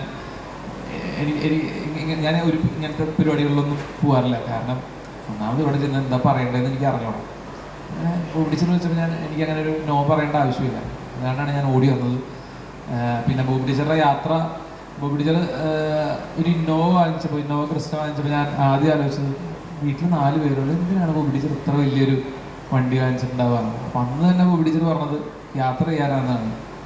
അപ്പോൾ യാത്ര ചെയ്യാൻ വേണ്ടി മുൻകൂട്ടി കാൽക്കുലേറ്റ് ചെയ്ത് ഒരു കാറ് വാങ്ങിയ ആളാണ്. 32 ദിവസമാണ് ഈ ഒരു യാത്ര, ഈ ബുക്കിലെ യാത്ര. 32 ദിവസം ഒരു യാത്രയ്ക്ക് വേണ്ടി മാറ്റി വയ്ക്കുക എന്നുള്ളത് ഞാനിപ്പോൾ സ്വപ്നം കാണുന്ന ഒരു കാര്യമാണ്. എല്ലാവർക്കും അതൊരു സ്വപ്നമായിരിക്കും. കാരണം 32 ദിവസം കണ്ടിന്യൂസ് ആയിട്ട് യാത്ര ചെയ്യാന്ന് പറഞ്ഞാൽ അത് അത്ര എളുപ്പമുള്ള കാര്യമല്ല. അതും ബൈ റോഡ് യാത്ര ചെയ്യാന്ന് പറഞ്ഞു കഴിഞ്ഞാൽ തീർത്തും എളുപ്പമുള്ള കാര്യമല്ല. കാരണം ഞാൻ കുറേ യാത്ര ചെയ്ത് എനിക്ക് നല്ല അനുഭവം ഉള്ളതുകൊണ്ട് പറയാണ്. കാരണം ഇതിൻ്റെ ഇടയിൽ നമുക്ക് പല സമയത്തും നമുക്ക് തോന്നും തിരിച്ചു വരാം, ഇനി മുന്നോട്ട് പോകണ്ട, ഇത്ര ദിവസം ആയില്ലേ, അങ്ങനെ നമ്മുടെ തോട്ട് ഇങ്ങനെ മാറിക്കൊണ്ടിരിക്കും. 31 ദിവസം കണ്ടിന്യൂസ് ആയിട്ട്, അതും 4 പേരായിട്ട് യാത്ര ചെയ്യാന്ന് പറഞ്ഞു കഴിഞ്ഞാൽ എളുപ്പമല്ല. ഒറ്റയ്ക്ക് യാത്ര ചെയ്യാൻ പിന്നെ എളുപ്പമാണ്. ഒറ്റയ്ക്ക് യാത്ര ചെയ്യലാണ്. കുറേ പേര് പറയും ഒറ്റയ്ക്ക് യാത്ര ചെയ്യാൻ ബുദ്ധിമുട്ടല്ലേ എന്നുള്ളത്. സത്യം പറഞ്ഞു കഴിഞ്ഞാൽ ഒറ്റയ്ക്ക് യാത്ര ചെയ്യാൻ യാതൊരു ബുദ്ധിമുട്ടുമില്ല. കാരണം നമുക്ക് നമ്മുടെ കാര്യം നോക്കിയാൽ മതി. നമുക്ക് എവിടെ വേണമെങ്കിൽ കിടന്നുറങ്ങാം, റോഡ് സൈഡിലാണെങ്കിലും കിടന്നുറങ്ങാം, എന്ത് വേണമെങ്കിൽ കഴിക്കാം. ഇനിയിപ്പോൾ ഇവിടെ നിന്നിട്ട് 2 ദിവസം കഴിഞ്ഞിട്ട് അങ്ങോട്ട് പോയാൽ മതി എന്ന് വെച്ച് കഴിഞ്ഞാൽ പോയാൽ മതി. പക്ഷേ ഒരു 4 പേരായിട്ട് യാത്ര ചെയ്യുക, അതും 4 പേര് ഒരു ഫാമിലി ആയിട്ട് യാത്ര ചെയ്യുക, അതിൽ കുറേ സുരക്ഷയുടെ കാര്യത്തിലാണെങ്കിലും അങ്ങനെ ഒരുപാട് പ്രശ്നങ്ങളുണ്ട്. സോ ഇത്രയും പ്രശ്നങ്ങൾ തരണം ചെയ്ത് 32 ദിവസം യാത്ര ചെയ്യുക എന്നുള്ളതാണ്, അതിനാണ് ഞാൻ ഏറ്റവും കൂടുതൽ അഭിനന്ദനം അർപ്പിക്കുന്നത്. എളുപ്പമല്ല. പിന്നെ ഇനി എൻ്റെ യാത്രകൾ എന്ന് പറഞ്ഞു കഴിഞ്ഞാൽ ഞാൻ ഭക്ഷണത്തിന് വേണ്ടി യാത്ര ചെയ്യലാണ് ഇപ്പോൾ അധികവും. പക്ഷെ ഞാൻ ഭക്ഷണത്തിന് വേണ്ടി യാത്ര ചെയ്യൽ തുടങ്ങിയ ഒരാളല്ല. ഞാൻ ആദ്യമായി കൂട്ടുകാരൊക്കെ ആയിട്ട് യാത്ര ചെയ്ത് ആദ്യമായി ഞാനൊരു യാത്ര ചെയ്തു എന്ന് വിചാരിക്കുന്നത് ഞാൻ നേപ്പാളിലേക്ക് പോയൊരു യാത്ര. ഞാൻ ഒറ്റയ്ക്കാണ് യാത്ര ചെയ്തത്. അത് ഞാൻ ഒരിക്കലും നേപ്പാളിലേക്ക് വേണ്ടി യാത്ര ചെയ്തതല്ല. ഞാൻ സാഹചര്യങ്ങൾ കൊണ്ട് നേപ്പാളിലേക്ക് എത്തിപ്പെട്ടതാണ്. വേറൊരു സ്ഥലത്തേക്ക് പോവുകയും അവിടെ നിന്ന് അടുത്ത സ്ഥലത്തേക്കുള്ള ഫ്ലൈറ്റ് ഇല്ലാതാവുകയും, അപ്പോൾ ഞാൻ അവിടെ അങ്ങനെ ചുമ്മാ നോക്കിയപ്പോൾ അവിടെ ആരോ കാഠ്മണ്ഡുവിലേക്ക് പോകാൻ ട്രാൻസിറ്റിലേക്ക് ആൾക്കാരെ വിളിക്കുന്നുണ്ടായിരുന്നു. കാഠ്മണ്ഡു നേപ്പാളല്ലേ എന്ന് വിചാരിച്ചിട്ട് പോയി അവിടുത്തെ ടിക്കറ്റ് കൗണ്ടറിൽ ചെന്ന് അടുത്ത നേപ്പാളിലേക്കുള്ള ടിക്കറ്റ് എടുത്ത് കാഠ്മണ്ഡുവിലേക്ക് യാത്ര ചെയ്ത ആളാണ്. ഞാനൊരു 7-8 ദിവസം നേപ്പാളിൽ നിന്ന് തിരിച്ചു വരാനായിട്ട് ഫ്ലൈറ്റ് എടുക്കാൻ പൈസ ഇല്ലാതെ അമ്മേനെ വിളിച്ച് പൈസ ചോദിച്ച് ഫ്ലൈറ്റ് എടുത്ത് തിരിച്ചു വന്നു. അങ്ങനെ അവിടെ നിന്നാണ് യാത്ര ശരിക്കും പറഞ്ഞു കഴിഞ്ഞാൽ ആരംഭിക്കുന്നത്. പിന്നീട് കുറേ വർഷങ്ങൾക്ക് ശേഷമാണ് ഞാൻ കേരള ഫുഡി എന്ന് പറഞ്ഞൊരു ചാനൽ തുടങ്ങുന്നതും പിന്നീടാണ് യാത്രകൾ കൂടുതൽ ഭക്ഷണത്തിന് വേണ്ടി ആവുന്നത്. ഇപ്പോഴും ഞാൻ ഭക്ഷണത്തിന് വേണ്ടിയാണോ യാത്ര ചെയ്യുന്നതെന്ന് ചോദിച്ചു കഴിഞ്ഞാൽ അല്ല. കൂടുതലും എനിക്ക് കഥകൾ കേൾക്കാനാണ് ഞാൻ യാത്ര ചെയ്യാറ്. എനിക്ക് കഥകൾ, ആൾക്കാരുടെ കഥകൾ കേൾക്കാനും നാടിൻ്റെ കഥകൾ കേൾക്കാനും ഭയങ്കര ഇഷ്ടമാണ്. സോ അപ്പോൾ കൂടുതൽ ആ ഒരു കൾച്ചറുമായിട്ട് ബന്ധപ്പെട്ട സംഭവമാണ് ഭക്ഷണം. ഭക്ഷണത്തിനും ഒരുപാട് കഥകളുണ്ട്. അപ്പോൾ ആ കഥകളാണ് ഞാൻ കൂടുതലും പറയാൻ ശ്രമിക്കാറ്. ഇപ്പോൾ നമ്മുടെ ഈ യാത്രയുടെ പുസ്തകത്തിൻ്റെ ചർച്ച നടക്കുമ്പോൾ 3 പേര് സംസാരിച്ചു. അരുൺ അതിനെ മോഡറേറ്റ് ചെയ്യുന്നുണ്ട്. പറഞ്ഞു 1-2 കാര്യങ്ങളൊന്ന് ക്ലാരിഫൈ ചെയ്യാൻ ആഗ്രഹമുള്ളതുകൊണ്ടാണ് എടുത്തത്. യാത്ര എന്നത് ഒരു സ്വഭാവമാണ്. എൻ്റെ ഒരു സ്വഭാവം എന്ന് വെച്ചാൽ അത് വീട്ടിലെ എല്ലാവരുടെയും ഒരു സ്വഭാവമാണ്. പക്ഷേ നമ്മൾ അച്ഛനും അമ്മയും അങ്ങനെ ഒരു താല്പര്യരാകുമ്പോൾ അത് സ്വാഭാവികമായിട്ട് മക്കളെ നമ്മൾ വളർത്തുന്നത് നമ്മുടെ ഒരു രീതിയിലാണല്ലോ. പിന്നെ അവരത് കണ്ട് കൂടുതൽ യാത്ര ചെയ്യുന്നു, താല്പര്യപ്പെടുന്നു. അങ്ങനെയായിരിക്കാം ഒരേ ട്രാവൽ ജീൻ പങ്കുപറ്റിയത് എന്ന് തോന്നുന്നു. അപ്പോൾ യാത്ര ആദ്യം തന്നെ വിവാഹം കഴിഞ്ഞ ഉടനെ തന്നെ ചെറുപ്പത്തിലെ യാത്രകൾ എന്ന് പറഞ്ഞു കഴിഞ്ഞാൽ അപ്പച്ചനൊക്കെ ഞങ്ങൾ യാത്ര ചെയ്യാൻ താല്പര്യമുള്ള ആളാണ്. പക്ഷേ അന്നത്തെ ഒരു കാലത്തെ പരിമിതികളിൽ നമ്മുടെ യാത്രകൾ പൊതുവെ എറണാകുളം വരെയൊക്കെയാണ് മെയിനായിട്ടുള്ള ഒരു വലിയ യാത്ര ചെയ്യുന്നത്. തൃശ്ശൂരിൽ നിന്ന് 2 ദിവസമൊക്കെ ഇങ്ങോട്ട് വരുന്നു, ബന്ധുക്കളുടെ കൂടെ താമസിക്കുന്നു, എറണാകുളം കാണുന്നു, തിരിച്ചു പോകുന്നു, അങ്ങനെയൊക്കെ. എങ്കിലും എപ്പോഴും ചെറിയ ചെറിയ യാത്രകൾ ചെയ്തുകൊണ്ടാണ് ചെറുപ്പത്തിൽ കുടുംബമായിട്ടിരുന്നത്. വിവാഹത്തിന് ശേഷം ഞങ്ങളിങ്ങനെ പെട്ടെന്ന് തന്നെ യാത്രകൾ ചെയ്തു തുടങ്ങി. ആദ്യം ബൈക്കിന് അങ്ങനെ കയറി 2 പേരും കൂടി ബൈക്കിൽ സഞ്ചരിക്കലായിരുന്നു. കേരളത്തിനകത്ത് തന്നെ അങ്ങനെയുള്ള ഒരു ദിവസം അല്ലെങ്കിൽ മാക്സിമം 2 ദിവസമുള്ള യാത്രകൾ. അത് കഴിഞ്ഞ ഉടനെ തന്നെ ഓസ്റ്റിൻ വന്നു. അപ്പോൾ അവന് 6 മാസം ഒരു വയസ്സ് ഒക്കെ ഉള്ള സമയത്ത് ഞങ്ങൾ അവനെയും കൊണ്ട് ഡൽഹിയിലേക്ക് ട്രെയിനിൽ കയറ്റിയിട്ട്, അന്ന് ഈ വെറുതെ സ്ലീപ്പർ ക്ലാസ്സിൽ കയറി അങ്ങോട്ട് പോവുക. അങ്ങനെ ഒരു 10 ദിവസം അവിടെ കറങ്ങി, ഡൽഹിയിൽ കറങ്ങി അങ്ങനെ വന്നു. അപ്പോൾ യാത്രകൾ അന്ന് മുതലേ ഉണ്ട്. പിന്നെ ആദ്യകാലത്തെ യാത്രകൾ മുഴുവൻ ട്രെയിനിലായിരുന്നു. പിന്നെ കുറേയും കൂടി കഴിഞ്ഞപ്പോൾ ഫ്ലൈറ്റിലൊക്കെ പോകാവുന്ന രീതിയായി. അത് കഴിഞ്ഞ് ആണ് ഈ റോഡ് ട്രിപ്പുകൾ, ഇനി കാറിൽ തന്നെ പോവുക. അതുവരെ കാറിൽ കേരളത്തിനകത്ത് മാത്രം പോയിക്കൊണ്ടിരുന്ന ഞങ്ങൾ പിന്നെ ഓസ്റ്റിൻ 18 ലൈസൻസ് എടുത്തപ്പോഴാണ് കുറേയും കൂടി കേരളത്തിന് പുറത്തേക്ക് അങ്ങനെ ലോങ് ആയിട്ടൊക്കെ പോയി തുടങ്ങിയത്. കാരണം എല്ലാവരും മാറി മാറി ഓടിക്കാം എന്നൊക്കെ പറഞ്ഞുകൊണ്ട് പോകുന്നു. അപ്പോൾ ഇവിടെ സൂചിപ്പിച്ചു, നിരക്ഷരൻ സൂചിപ്പിച്ചു, മനോജ് രവീന്ദ്രൻ. നിരക്ഷൻ എന്ന് വിളിക്കുന്നത് എനിക്കൊരു സന്തോഷം എന്ന് വെച്ച് കഴിഞ്ഞാൽ അത് വളരെ ഒരു ക്യാപ്റ്റിവേറ്റിംഗ് ആയിട്ടുള്ളൊരു ടൈറ്റിലാണ്. ആളുകളെ ഇഷ്ടപ്പെട്ട് സ്വയം കൊടുത്തിട്ടുള്ള, സ്വയം ജ്ഞാനസ്നാനപ്പെട്ട ഒരു പേരാണത്. അപ്പോൾ അദ്ദേഹം സൂചിപ്പിച്ചതുപോലെ ഓസ്റ്റിന് ഒരു കൈയടി കൊടുക്കുക എന്ന് അദ്ദേഹം പറഞ്ഞു തന്നെ വളരെ സന്തോഷം. ഞങ്ങൾ തുടങ്ങിയപ്പോൾ നമുക്ക് 10,000 കിലോമീറ്റർ, 10,000 ചില്ലറ കിലോമീറ്റർ, നമ്മൾ 3 പേരുണ്ടല്ലോ എന്ന് പറഞ്ഞാണ് തുടങ്ങിയത്. പക്ഷേ ആദ്യത്തെ ദിവസം തന്നെ ഞാൻ ഓടിക്കുകയും ചെയ്തു. പക്ഷെ 2-ാം ദിവസം 3-ാം ദിവസം ആയപ്പോഴേക്കും എനിക്ക് ഈ ബുദ്ധിമുട്ട് ഭയങ്കരമായ 40 ഡിഗ്രിയിൽ മുകളിലൊക്കെയാണ്. ഒറീസ തന്നെ കാളുകയായിരുന്നു, ഏപ്രിൽ പകുതി. അപ്പോൾ അത് നമ്മൾ ഉച്ചനേരത്തൊക്കെ ഈ വെയിലിൽ ഇങ്ങനെ നടന്ന് പെട്ടെന്ന് കാറിൽ കയറിയിരുന്ന് വളരെ താഴ്ത്തിയിട്ട് തണുപ്പിച്ചപ്പോൾ ഉണ്ടായ ഒരു വ്യതിയാനം കാരണമാണ് ഈ പ്രശ്നം വന്നത്. അപ്പോൾ അങ്ങനെ ചെസ്റ്റ് കഞ്ചഷനും ഭീകരമായ ഇതൊക്കെ വന്നു, ഇൻഫെക്ഷൻ പോലെയൊക്കെ വന്നു. പക്ഷെ നമ്മൾ യാത്ര ചെയ്തുകൊണ്ടിരിക്കാൻ പിന്നെ വ്ളോഗ് ചെയ്യുന്നുണ്ടായിരുന്നു, യൂട്യൂബ് ചാനൽ ചെയ്യുന്നുണ്ടായിരുന്നു. ആദ്യമായിട്ടാണ് അങ്ങനെ ചെയ്തത്, യാത്രയൊന്ന് ഡോക്യുമെൻ്റ് ചെയ്യാൻ ഒന്ന് ശ്രമിച്ചത്. അപ്പോൾ അതിനുവേണ്ടി ഞാനിങ്ങനെ സംസാരിച്ചു കൊണ്ടേയിരുന്നു. അങ്ങനെയായിരിക്കും കോട്ട കഴിഞ്ഞു പോയത് സംസാരത്തിൻ്റെ. അപ്പോൾ ഈ തിക്കിലും തിരക്കിലും ബഹളത്തിലും ചൂടിലും പൊടിയിലും ഒക്കെ നിന്ന് പുറത്തിറങ്ങി ഇങ്ങനെ സംസാരിച്ചു കൊണ്ടേ നിന്നതുകൊണ്ട് വന്ന ഒരു ആരോഗ്യ പ്രശ്നം കാരണമാണ് പിന്നെ തീരെ ഡ്രൈവ് ചെയ്യാതിരുന്നത്. പിന്നെ ജോൺസണും ആദ്യം കുറേ ദിവസം ജോൺസൺ ഡ്രൈവ് ചെയ്ത ഇടയിൽ കൈമാറി. പക്ഷെ ദിവസം നമ്മളൊരു 500 മുതൽ 800, 900 വരെയൊക്കെ കിലോമീറ്റേഴ്സ്, 1000-നടുത്ത് കിലോമീറ്റർ ഓരോ ദിവസവും സഞ്ചരിക്കുന്നത് കൊണ്ട് തന്നെ കുറേ. പിന്നെ അവൻ ഓസ്റ്റിൻ അങ്ങനെ ഒരു ഡ്രൈവിംഗ് പ്രേമിയാണ്. അപ്പോൾ അതുകൊണ്ട് അവൻ സ്റ്റിയറിംഗ് തരാത്തൊരു പ്രശ്നം ഉണ്ടായിരുന്നു. അപ്പോൾ നിങ്ങൾ മിണ്ടാതിരുന്നാൽ മതി, മറ്റു കാര്യങ്ങൾ നോക്കൂ, ഞാൻ ഓടിച്ചോളാം, അങ്ങനെ ഒരു രീതി ഉണ്ടായിരുന്നു. അപ്പോൾ ഈ 32 ദിവസം യാത്ര ചെയ്താൽ എളുപ്പമല്ല എന്ന് പറയുമ്പോഴും നല്ല പ്ലാനിങ് അതിലേക്കുണ്ട്. പലതരക്കാരായ യാത്രക്കാരെയാണ്. എനിക്ക് ഞാൻ വളരെ കൊതിയോടെ കേൾക്കുകയായിരുന്നു. ശൈലൻ ഇങ്ങനെ പിന്നെ വിട്ട പോലെ ഇങ്ങനെ യാത്ര പോവാണ്, അത് പണ്ട് മുതൽ 8-ാം ക്ലാസ് തുടങ്ങിയതാണെന്ന് പറഞ്ഞു.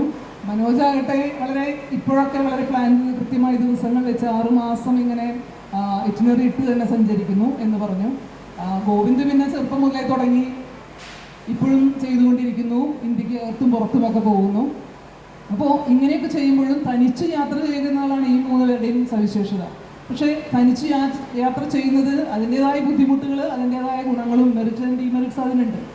പക്ഷേ ഫാമിലിയായിട്ട് യാത്ര ചെയ്യുന്നത് എളുപ്പമല്ല എന്ന് പറയുമ്പോഴും അതിലേക്ക് കുടുംബത്തെ മുഴുവൻ ആ ഒരു മൈൻഡിലേക്ക് കൊണ്ടുവരിക എന്നൊരു കാര്യം കൂടി ഞാൻ ചെയ്യുന്നത് കൊണ്ടാണ് അതെനിക്ക് ഈസിയാണ്. കാരണം അതിന് താല്പര്യമുള്ളവരും ഒപ്പം നിൽക്കുന്ന 3 പേര് എൻ്റെ ഒപ്പം ഉള്ളത് കൊണ്ട് അത് വളരെ സന്തോഷകരമായ അനുഭവമാണ്.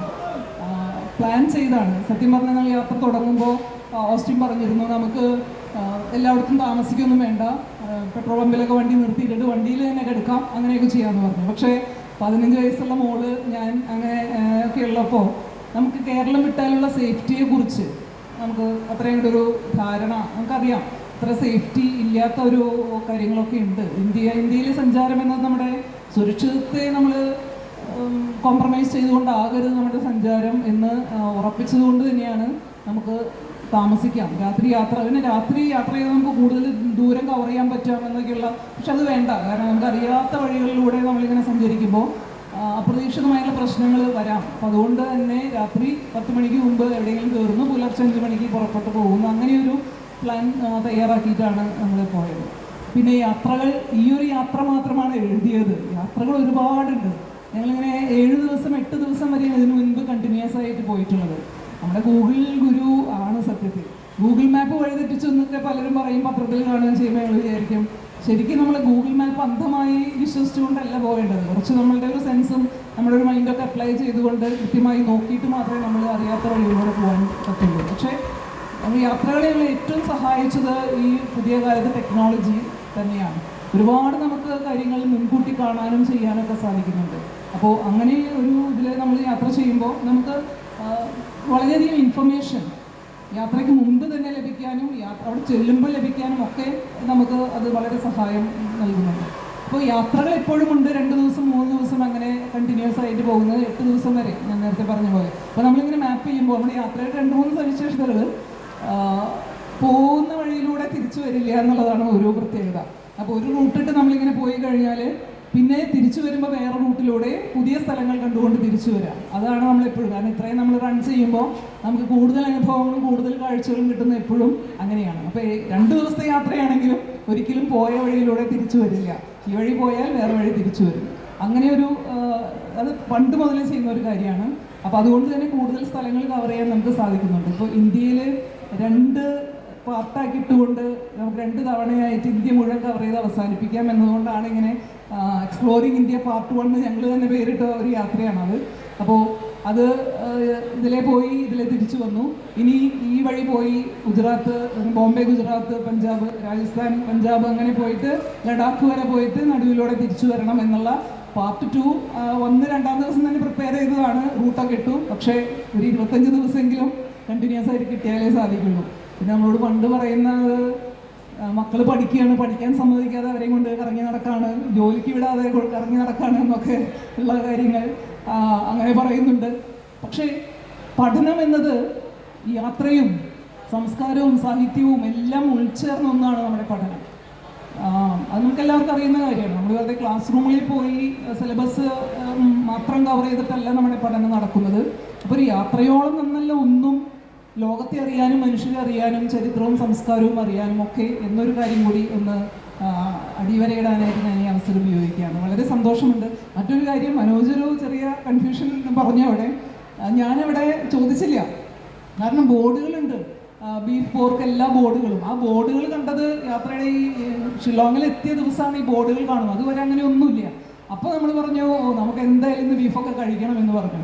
പക്ഷേ അങ്ങനെ ഒരുപാട് സ്റ്റാളുകൾ ഇങ്ങനെ നിരന്ന് അപ്പോൾ ആദ്യം കണ്ട സ്റ്റാളിൽ തന്നെ നമ്മൾ ചോദിച്ചു 4 ബീഫ് റാപ്പ്. അപ്പോൾ ഇംഗ്ലീഷിൽ പറഞ്ഞുകൊണ്ട് ഞാൻ ആയിരിക്കാം വിചാരിച്ചു. പുള്ളിയുടെ നോട്ടം അത്ര ശരിയല്ലാത്തൊരു നോട്ടം. അപ്പോൾ ഞാൻ വിചാരിച്ചു ഇനി ഹിന്ദി ആവാം. അപ്പോൾ 4 ബീഫ് റാപ്പ് എന്നൊക്കെ പറഞ്ഞു കഴിഞ്ഞപ്പോൾ പുള്ളി പെട്ടെന്ന് പറഞ്ഞത് no beef here, we are Hindus എന്നാണ്. ആ 2ാമത്തെ ഭാഗമാണ് എനിക്ക് ഇഷ്ടമാവുന്നത്. നോ ബീഫ് ഹിയർ എന്ന് വെച്ച് കഴിഞ്ഞാൽ ദാറ്റ്സ് ഫൈൻ, നമുക്കറിയാം. അപ്പം ഞാൻ എൻ്റെ മനസ്സിൽ വന്ന് ഞാൻ ചോദിക്കാനഞ്ഞത് ബീഫ് ഇല്ലെങ്കിൽ അത് പറഞ്ഞാൽ പോലും മെനു നമ്മളൊരു കാര്യം ചോദിക്കുമ്പോൾ ഇല്ലെങ്കിൽ ഇവിടെ ഇല്ല അല്ലെങ്കിൽ കഴിഞ്ഞു അത്രേ വേണ്ടൂ. ജാതി ചോദിച്ചില്ലല്ലോ സോദരി എന്ന് പറഞ്ഞ പോലെ അതാണ് ഫുഡ് ഫാസിസം എന്നത്. നമ്മൾ കേരളത്തിൽ എത്ര അന്തസ്സായിട്ടാണ് ഇവിടെ ചെയ്യുക. അപ്പം ഞാനങ്ങനെ പറഞ്ഞു നമുക്ക് പ്രതിഷേധമായിട്ട് ഇവിടുന്ന് കഴിക്കണ്ട, പോവാം എന്ന് പറഞ്ഞപ്പോഴേക്കും ഓസ്റ്റിൻ പറഞ്ഞു വേണ്ട, വെറുതെ അടി മേടിക്കണ്ട, നമുക്ക് കിട്ടുന്നത് കഴിച്ചിട്ട് ചിക്കൻ റാപ്പ് എന്താണെന്ന് വെച്ചാൽ കഴിച്ചിട്ട് പോകാമെന്ന് പറഞ്ഞു. അപ്പോൾ എനിക്കറിയാം നമുക്ക് പുറത്ത് കിടന്നാൽ നമ്മൾ വളരെ സൂക്ഷിച്ച് തന്നെ കാര്യങ്ങൾ ഡീൽ ചെയ്യണം. കേരളത്തിന് പുറത്ത് കേരളത്തോളം ഒരു സാംസ്കാരികമായ നിലവാരവും സഹിഷ്ണുതയും ഒക്കെ ഉള്ള സ്ഥലമായി ഇന്ത്യ മാറട്ടെ എന്ന് പലപ്പോഴും നമ്മൾ ആഗ്രഹിക്കുന്ന അവസരങ്ങൾ കൂടിയാണ് യാത്ര. അപ്പോൾ അങ്ങനെയുള്ള ഒരു അനുഭവം, അങ്ങനെ പല അനുഭവങ്ങൾ, ചെറുതും വലുതുമായ അനുഭവങ്ങൾ, പിന്നെ വലിയ വലിയ അനുഭവങ്ങൾക്ക് സാധ്യതയില്ലാതെ നമ്മൾ സ്വയം സൂക്ഷിച്ചു എന്ന് തന്നെ പറയാം. അപ്പോൾ എല്ലാവർക്കും നന്ദി. 8ാം ക്ലാസ്സിൽ പഠിക്കുമ്പോഴാണ് വീട്ടിൽ നിന്ന് ചാടി പോവുകയാണ് ഉണ്ടായത്. അപ്പോൾ അത് അന്ന് അച്ഛൻ്റെ കുറച്ച് പൈസയൊക്കെ എടുത്ത് മോഷ്ടിക്കുക എന്ന് പറയാൻ നമ്മൾ സമ്മതിക്കില്ല, മകനല്ലേ, അതുകൊണ്ട് അത് പറ്റില്ല. അപ്പോൾ വീട്ടിൽ അച്ഛൻ ജോലി ഉണ്ടായിരുന്നു, സംഘടിക്ക് അങ്ങനെയൊക്കെ പറയാം നമ്മൾ. വെറും ഒരു മോഷ്ടാവായി എന്നെ കള്ളനെന്ന് വിളിക്കാൻ പാടില്ല.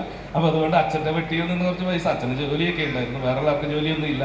വളരെ മിഡിൽ ക്ലാസ് ഒന്നോ അല്ലെങ്കിൽ ലോവർ മിഡിൽ ക്ലാസ് ഒക്കെ എന്ന് പറയാവുന്ന അല്ല, അച്ഛൻ ഉണ്ടാക്കി വെച്ച കുറേ പൈസയൊക്കെ എടുത്തു പോയി. പക്ഷേ ഈ 8ാം ക്ലാസ്സിലൊന്നും പഠിക്കുമ്പോൾ നമ്മൾക്ക് ഇപ്പോഴത്തെ കുട്ടികളുടെ ഒന്നും ആ ഒരു പുറത്തെന്താ ചെയ്യേണ്ടതെന്നൊന്നും അറിയില്ല. നമ്മൾ കുറച്ചും കൂടെയൊക്കെ അമ്മ കുറച്ച് പട്ടാള ചിട്ടയിൽ നമ്മളൊരു ബ്രോയിലർ കോഴി പോലെ ഗേറ്റിനുള്ളിൽ വളർത്തിയതുകൊണ്ട് ഈ പൈസ എന്ത് ചെയ്യണമെന്നോ അല്ലെങ്കിൽ ഒന്നും അറിയാതെ അത് ഒരു 2 ദിവസത്തിനുള്ളിൽ മോഷ്ടിച്ച് പോവുകയും ആ ചെയ്ത ആളെ മോഷ്ടാവ് തന്നെ ആയിരിക്കണം, ബാഗോടെ പോവുകയും പിന്നെ അന്ന് എത്തിയിരുന്നത് ആലുവ മണപ്പുറത്തായിരുന്നു. അവിടെ ഏകദേശം 1 വർഷത്തോളം അവിടെ ഒരു ഹോട്ടലിൽ നമ്മളെ ഈ ഇഡ്ഡലിക്ക് അരി ആട്ടുക, പാത്രം കഴുകുക, പിന്നെ മേശ തുടയ്ക്കുക, അങ്ങനെയൊക്കെയുള്ള പരിപാടികളായിട്ട് മുന്നോട്ട് പോയി. അദ്ദേഹം ആ ഒരു കടയുടെ ഓണർ ശിവൻ ചേട്ടൻ ഒരു നല്ല മനുഷ്യനായതുകൊണ്ട് ഇന്നത്തെ പോലെ വാട്സപ്പിൽ ഇങ്ങനെ ഒരുത്തൻ വന്നിട്ടുണ്ടെന്നും പറഞ്ഞ് ഇടാൻ പറ്റില്ലല്ലോ.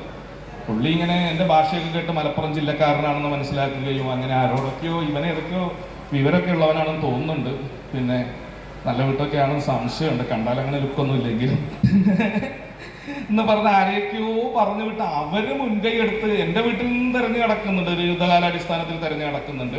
അവര് തിരിച്ചാണ് സംഭവിച്ചത്. ആ ഒരു ചേട്ടായി നമ്മുടെ സ്കൂളിലേക്ക് അദ്ദേഹം വളരെ പറഞ്ഞു വിട്ട് അവിടെ ജോലി ചെയ്യുന്നൊരു മലപ്പുറത്തുകാരൻ പിന്നെ ഈ സ്കൂളിൽ അന്വേഷിച്ചു ഇങ്ങനെ നാടോട്ട് പോയ കുട്ടിയുണ്ടോ എന്നൊക്കെ ചോദിച്ച് കണ്ടുപിടിച്ച് വീണ്ടും എന്നെ അങ്ങനെ സ്കൂളിൽ പഠിക്കുമ്പോഴേ ഈ യാത്രയിൽ ആഗ്രഹം തോന്നി. പുറത്തുള്ള ലോകമാണ് കുറച്ചും കൂടി കംഫർട്ട് എന്ന് വിശ്വസിക്കുകയും അങ്ങനെ യാത്ര തുടങ്ങുകയും അല്ലെങ്കിൽ അലഞ്ഞു തിരിയാൻ തുടങ്ങുകയും ചെയ്ത ഒരാളെ മാത്രമാണ് ഞാൻ. എന്താ വെച്ചാൽ ഒരുവിധം ആളുകളൊക്കെ കുറച്ചൊക്കെ കഴിയുമ്പോൾ ഒന്ന് ഒതുങ്ങാറുണ്ട്. പക്ഷെ ഞാനിപ്പോൾ ഈ ഒരു പ്രായത്തിലും വീട്ടിലേക്ക് പോകാൻ വളരെ കുറവാണ്. വീട്ടിനേക്കാൾ കൂടുതൽ പുറത്താണ് പല കാര്യങ്ങൾക്കായിട്ട് ചിലവഴിക്കാറ്. എന്നാൽ ജോലി സ്ഥലത്താവുമെന്ന് കരുതും, ജോലിക്കും പോവാതെ കുറേ കാലങ്ങളൊക്കെ ആയിട്ട് അങ്ങനെയൊക്കെ ആണ്. അത് കുറച്ചും കൂടെ എന്തൊക്കെയോ കംഫർട്ട്നെസ് ഫീൽ ചെയ്യുന്നുണ്ട് പുറത്ത് യാത്ര ചെയ്യുമ്പോഴോ അല്ലെങ്കിൽ വീട്ടിൻ്റെ മേൽക്കൂരയ്ക്ക് താഴെ അല്ലാതെ എവിടെയെങ്കിലുമൊക്കെ ആകുമ്പോഴൊക്കെ എന്തൊക്കെയോ ഒരു സുഖമുണ്ട്. ഇപ്പോൾ മനോജ് ചെയ്ത യാത്രകൾ കണ്ട് ഞാൻ കൊതിക്കാറുണ്ട്, പല കേരളത്തിലെ യാത്രികരുടെ യാത്ര കണ്ട് കൊതിക്കാറ്. അങ്ങനെയൊന്നുമുള്ള യാത്രയല്ല എൻ്റേത്. എങ്ങനെയാണ് പോവുക എന്നൊന്നും അറിയില്ല. ഇപ്പോൾ ബോബിയുടെ യാത്രയിൽ തന്നെ ഷില്ലോങ്ങിൽ വെച്ച് നോക്കുമ്പോൾ വെറുതെ ഗൂഗിൾ ചെയ്ത് നോക്കി സിംഗപ്പൂരിലേക്ക് നേരിട്ട് ട്രാവൽ ചെയ്യാം 4000 കിലോമീറ്റർ റോഡിലൂടെ എന്ന് അവർ കണ്ടുപിടിക്കുന്നുണ്ട്. അപ്പോൾ പക്ഷേ അതിന് പ്രതിസന്ധികളുണ്ട്, രാഷ്ട്രാന്തരമായ അതിർത്തികളൊക്കെ കടന്നു വേണമല്ലോ പോകാൻ. അപ്പോൾ അതുകൊണ്ട് തൽക്കാലം ആഗ്രഹം അടക്കുന്നു, അല്ലെങ്കിൽ തിരിച്ചു പോരേണ്ട ദിവസം വരെ പ്ലാൻ ചെയ്തത് കൊണ്ട് അതിന് സാധിക്കുന്നില്ല. അപ്പോൾ ഞാനീ പണ്ട് മുതലേ യാത്ര ചെയ്യുമ്പോൾ അടുത്ത ബസ്സിൻ്റെ ബോർഡൊക്കെ കണ്ട് അല്ലെങ്കിൽ അപ്പോൾ റെയിൽവേ സ്റ്റേഷനിൽ എത്തിക്കഴിഞ്ഞിട്ടുണ്ടെങ്കിൽ ഏത് ട്രെയിനാണ് പോകുന്നത് അത് നോക്കിയൊക്കെ കയറി പോകുന്നു. ഇപ്പോഴാണെങ്കിൽ വണ്ടിയുണ്ട്, വണ്ടിയും കൊണ്ട് പോകുമ്പോൾ തന്നെ ഇതുവരെ സഞ്ചരിക്കുന്ന വീട് പോലെയൊക്കെ തന്നെയാണ്. കാരണം മാസങ്ങൾ കഴിഞ്ഞൊക്കെ വീട്ടിലെത്തുമ്പോൾ ഒരുവിധം താമസിക്കാനുള്ള സംഗതികളൊക്കെ മനോജ് ചെയ്ത പോലെ അത് മോഡിഫൈ ചെയ്തിട്ടോ അങ്ങനെയുള്ള കാര്യങ്ങളൊന്നും ചെയ്തിട്ടില്ല. കുറച്ച് വലിപ്പമുള്ള വണ്ടി ആയതുകൊണ്ട് എല്ലാ സാധനങ്ങളും അതിൽ അലക്ഷ്യമായിട്ടെങ്കിലും ഉണ്ടാവും. അങ്ങനെ ഈ ബോർഡ് കാണുമ്പോൾ, സൈൻ ബോർഡ് കാണുമ്പോഴും അല്ലെങ്കിൽ വഴി തെറ്റുക എന്നൊരു പരിപാടി യാത്ര ചെയ്യുമ്പോൾ ഉണ്ടാവാറില്ല. അപ്പോൾ ബോബി പിന്നീട് പുസ്തകത്തിൽ വഴി തെറ്റി ഭൂട്ടാൻ്റെ അതിരിലൂടെ പോയി പാടം പോലെയുള്ള സ്ഥലങ്ങളിലൂടെ വണ്ടി പോയി കുടുങ്ങുന്നതൊക്കെ കാണുന്നുണ്ട്. പക്ഷെ എന്താ വെച്ചാൽ വഴികൾ തെറ്റാറില്ല എന്നുള്ളതാണ്. ഏത് വഴിയാണോ പോകുന്നത് അത് തന്നെയാണ് നമ്മുടെ വഴി. പ്രത്യേകിച്ച് ലക്ഷ്യം വെച്ചിട്ടല്ല ഞാൻ യാത്ര ചെയ്യാറുള്ളത് എന്നുള്ളതാണ് എൻ്റെ ഒരു യാത്രയുടെ രീതി. ഇപ്പോൾ ഇതിൻ്റെ ഒരു ടൈറ്റിൽ തന്നെ ലക്ഷ്യമാണോ മാർഗമാണോ എന്നുള്ളതാണല്ലോ ചോദിച്ചിരിക്കുന്നത്. അപ്പോൾ നമ്മളത് പറഞ്ഞ് എത്തിയതാണ്, അല്ല മനഃപൂർവ്വം അല്ല. പിന്നെ അങ്ങനെ മാർഗങ്ങൾ അല്ലെങ്കിൽ വഴികളും വഴിയിലെ കാഴ്ചകളും വഴിയിലെ മനുഷ്യരും വഴിയിലെ സംസ്കാരവും വഴിയിലെ ഭക്ഷണവും വഴിയിലെ മറ്റുള്ള എല്ലാ കാര്യങ്ങളും ആസ്വദിക്കുന്ന ഒരാളാണ് ഞാൻ. അല്ലെങ്കിൽ അതിനാണ് കൂടുതൽ ഇമ്പോർട്ടൻസ് കൊടുക്കാറ്. പറഞ്ഞ പോലെ സ്വന്തം വണ്ടി സ്വന്തം ഡ്രൈവ് ചെയ്ത് പോകുമ്പോൾ നമുക്ക് എവിടെ വേണമെങ്കിലും കിടന്നുറങ്ങാം. അങ്ങനെയൊക്കെയുള്ള ഒരു സൗകര്യമുണ്ട്. വണ്ടി നിർത്തി സീറ്റ് താഴ്ത്തിയിട്ട് കിടന്നുറങ്ങുക, അങ്ങനെ അല്ലെങ്കിൽ പരിചയമുള്ള ആരെങ്കിലും കണ്ടു കഴിഞ്ഞാൽ അവരുടെ കൂട്ടത്തിൽ കിടന്നുറങ്ങുക, അങ്ങനെയൊക്കെ ഉണ്ട്. ഒപ്പമുള്ള ഒരാളെ എപ്പോഴും നമ്മൾ പരിഗണിക്കും. ട്രാവൽ ചെയ്യുമ്പോഴുള്ള ഒരു ബുദ്ധിമുട്ട് എന്താ വെച്ചാൽ നമ്മൾ ഒറ്റയ്ക്ക് ആകുമ്പോൾ തന്നെ ഒരു 2 റോഡ് അങ്ങോട്ടും ഇങ്ങോട്ടും തിരിയുന്നത് കണ്ടു കഴിഞ്ഞാൽ നമ്മുടെ ഉള്ളിൽ തന്നെ ചെറിയൊരു സംഘർഷം അല്ലെങ്കിൽ കോൺഫ്ലിക്റ്റ് ഉണ്ടാവാറുണ്ട്. അതിൽ പോകണോ എന്നൊക്കെയുണ്ട്. സമയബന്ധിതമാകുമ്പോഴാണ് അത് പ്രശ്നമായി വരുന്നത്. അല്ലെങ്കിൽ പ്രശ്നമില്ല, അതിലെയും പോവാം ഇതിലെയും വല്ലപ്പോഴും പോവാം എന്നുള്ളൊരു ഓപ്ഷൻ ഉണ്ട് എന്നുള്ളത് ഒരു സത്യമാണ്. അപ്പോൾ ഈ 2 പേരാകുമ്പോൾ സ്വാഭാവികമായിട്ടും നമ്മൾ അത്രത്തോളം നമ്മളുടെ അതേ മനസ്സുള്ള ആൾ തന്നെ ആയിരിക്കണം എന്നുള്ളൊരു പ്രശ്നമുണ്ട്. ഇവർ 4 പേരായിട്ട് പോലും പ്രശ്നങ്ങളൊന്നുമില്ലാതെ അടിച്ചു പിരിയാതെ വന്നു ചേർന്നു. ഇത്രയും ദീർഘമായ യാത്ര മുമ്പ് നടത്തിയിട്ടുണ്ടോ? 32 ദിവസം ഒന്നിച്ച്. അപ്പോൾ ഈ യാത്ര ചെയ്യുമ്പോഴും ഒന്നിച്ച് കിടന്നുറങ്ങുമ്പോഴാണ് മനുഷ്യനെ മനസ്സിലാക്കാൻ സാധിക്കുന്നത് എന്ന് പറയാറുണ്ട്. കാരണം യാത്ര ചെയ്യുമ്പോൾ നമ്മൾക്ക് കംഫർട്ട് അല്ലാത്തൊരു പാർട്ട്ണർ കൂടെ ഉണ്ടെങ്കിൽ, ഇപ്പോൾ കുടുംബത്തിൻ്റെ കാര്യമല്ല പറഞ്ഞത്, പിന്നെ കുറച്ച് ബുദ്ധിമുട്ട് തന്നെയാണ്. കണ്ടീഷൻസ് ഒരുപാടുള്ള ആളുകളുണ്ട് ജീവിതത്തിൽ, ആണായിരുന്നാലും പെണ്ണായിരുന്നാലും. അപ്പോൾ നമ്മൾക്ക് നമ്മളെ തന്നെ കൊണ്ട് എന്താ പറയുക 2 മനസ്സും 3 മനസ്സൊക്കെ ഉണ്ടാവുമ്പോൾ മറ്റൊരാളുടെയും കൂടി മനസ്സിനോട് പൊരുത്തപ്പെടാനും എന്താണ് കോംപ്രമൈസ് ചെയ്യാനൊക്കെയുള്ള ബുദ്ധിമുട്ട് യാത്രയെ 2 പേരോ 4 പേരോ ആകുമ്പോൾ ഒരു പേഴ്സണലി ആവും എന്നുള്ള പേഴ്സണൽ അനുഭവം, അല്ലെങ്കിൽ നമ്മൾ അത്രത്തോളം ഫ്ലെക്സിബിൾ ആയിരിക്കണം. ഞാൻ കുറേയൊക്കെ യാത്രയുടെ കാര്യത്തിൽ ഫ്ലെക്സിബിളാണ്. എവിടെയും കിടന്നുറങ്ങാം, എത്ര വലിയ ഹോട്ടലിലും ചെറിയ ഹോട്ടലിലും അല്ലെങ്കിൽ റോഡിൻ്റെ സൈഡിലും ഒക്കെ കിടന്നുറങ്ങാൻ ഞാൻ കംഫർട്ടാണ്. എവിടെ കിടന്നാലും കിടന്നുറങ്ങാൻ പറ്റും എന്നൊക്കെയാണ് ഈ യാത്രകൾ കൊണ്ടോ അല്ലെങ്കിൽ പുറം ലോകത്ത് സഞ്ചരിച്ചത് കൊണ്ടോ ഒക്കെയുള്ള ഒരു വിഷയം. ഇത് കുറച്ച് സമയം മാത്രമേ എല്ലാവർക്കും ഉള്ളൂ എന്ന് കരുതുന്നു. അതുകൊണ്ട് ഇതിലൊരു രാഷ്ട്രീയത്തെക്കുറിച്ച് കൂടി സംസാരിക്കണം. ആദ്യം ഇതിന് ടൈറ്റിൽ യാത്രയുടെ രാഷ്ട്രീയം എന്ന് ഇട്ടാലോ എന്ന് ബോബി ചോദിച്ചിരുന്നു. അപ്പോൾ യാത്രകൾക്ക് തീർച്ചയായിട്ടും ഒരു രാഷ്ട്രീയമുണ്ട്. അപ്പോൾ ഈ ബോബിയുടെ പുസ്തകത്തിലെ അനുഭവം തന്നെ അത് ഞാൻ പറയാം. ഞാൻ പോകുമ്പോഴും ഇത് ഫീൽ ചെയ്യുന്ന ഒരു സംഗതി ആയതുകൊണ്ട് എൻ്റെ ഭക്ഷണം കൂടെ എൻ്റെ മേഖലയാണ്. ഇപ്പോൾ ഗോവിന്ദും ഫുഡ് ബ്ലോഗറാണ്, പിന്നെ യാത്രയും ഫുഡും എല്ലാം കൂടെ മിക്സ് ചെയ്തിട്ട് തന്നെയാണ്. മനോജ് അത്രത്തോളം ഭക്ഷണത്തിൽ തൽപരനല്ല എന്നാണ് ഞാൻ മനസ്സിലാക്കുന്നത്. മനോജ് ഇന്ന് എന്നെ കണ്ടപ്പോൾ തടി കൂടി എന്ന് പറഞ്ഞു. നമ്മൾ ഈ ഭക്ഷണം ആസ്വദിച്ച് കഴിക്കുമ്പോൾ തടി കൂടുന്നത് സ്വാഭാവികമായ ഒരു സംഗതിയാണ്. പിന്നെ മരിച്ചു പോകാനുള്ളതായതുകൊണ്ട് തടി മെയിൻറ്റെയിൻ ചെയ്തുകൊണ്ട് പ്രത്യേകിച്ച് കാര്യമൊന്നും ഇല്ല എന്ന് ഞാൻ വിശ്വസിക്കുന്നുണ്ട്. അത് കിട്ടുന്നത് സഞ്ചരിക്കുമ്പോൾ കിട്ടുന്ന എല്ലാ ഭക്ഷണവും അതാത് നാട്ടിലെ, അതുകൊണ്ട് മിക്കപ്പോഴും നമ്മൾക്ക് ഈ പറഞ്ഞ ഫുഡ് പോയ്സണിങ്ങും വയറിളക്കവും ഡയറി എല്ലാം യാത്രക്കിടയിൽ ഉണ്ടാകും. നമ്മൾ ഏറ്റവും എൻജോയ് ചെയ്ത് ഭക്ഷണം കഴിച്ച് രാത്രി 24 ഓണൊക്കെ കക്കൂസിൽ പോയി അവിടെ തന്നെ താമസം ഉറപ്പിച്ച് ഇനി ഇത് 5 സെന്റ് എനിക്ക് രജിസ്റ്റർ ചെയ്ത് തരുമെന്ന് ചോദിക്കേണ്ട അവസ്ഥ വരെ യാത്രകളിൽ ഉണ്ടാവാറുണ്ട്. പക്ഷെ എന്നാലും ആ ഒരു നാടിന്റെ കൾച്ചറോ അല്ലെങ്കിൽ ഫുഡൊക്കെ കിട്ടുന്നെങ്കിൽ. അപ്പോൾ ബോബി പറയുന്നത് കേരളത്തിൽ നിന്ന് ഇറങ്ങി പിന്നെ തമിഴ്നാട്ടിൽ കയറി, ആന്ധ്രയിൽ കയറി, ഒറീസയിൽ കയറി, പിന്നെ ബംഗാളിൽ കയറി, അങ്ങനെ നോർത്ത് ഈസ്റ്റ് സ്റ്റേറ്റുകളിൽ ചെല്ലുന്നു. സിക്കിം അല്ല ആസാം വഴിയാണ് പോകുന്നത്. ഈ വഴിയൊക്കെ ഞാനും പോയതായതുകൊണ്ട് ഞാൻ ഈ കൂടെ യാത്ര ചെയ്ത് പുസ്തകം വായിച്ച് കൂടെ യാത്ര ചെയ്യേണ്ട അനുഭവം അല്ലായിരുന്നു. ഞാൻ പോയ സ്ഥലങ്ങളിൽ വീണ്ടും കാണുന്ന ഒരു അനുഭവമായിരുന്നു പലതും. പിന്നെ ഈ പറഞ്ഞ പോലെ ചെന്ന സ്ഥലങ്ങളിൽ പലപ്പോഴും ഡെസ്റ്റിനേഷൻസിൽ അവിടെയുള്ള സ്ഥലങ്ങളൊക്കെ പലപ്പോഴും ഞാൻ കണ്ടിട്ടില്ല എന്നുള്ളതാണ് സത്യം. വഴികളും കാര്യങ്ങളൊക്കെ ഈ അടുത്തും ഒറീസയിലും ഒക്കെ പോയിരുന്നു.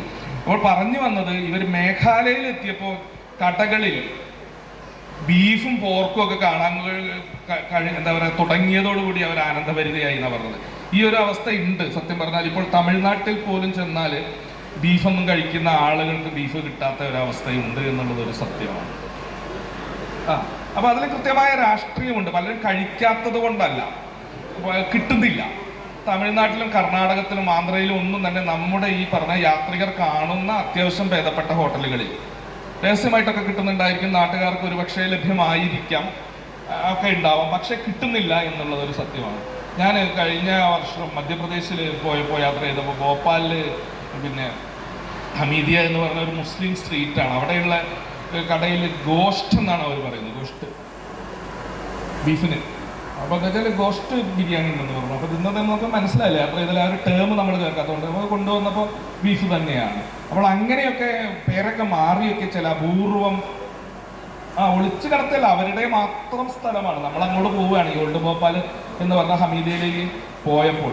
അത് കഴിഞ്ഞ് പിറ്റേത്തെ ആഴ്ച അവിടെ കലാപം നടക്കുന്ന സീനാണ് നമ്മൾ കാണുന്നത്. പ്രത്യേകിച്ച് കാരണമൊന്നുമില്ല, എന്തോ ഒരു ഉത്സവത്തോടനുബന്ധിച്ച് അവിടെ മൊത്തത്തിൽ അടിച്ചു നിരത്തുകയും കത്തിക്കുകയൊക്കെ ചെയ്ത സീന് നമ്മൾ കാണുകയുണ്ടായി.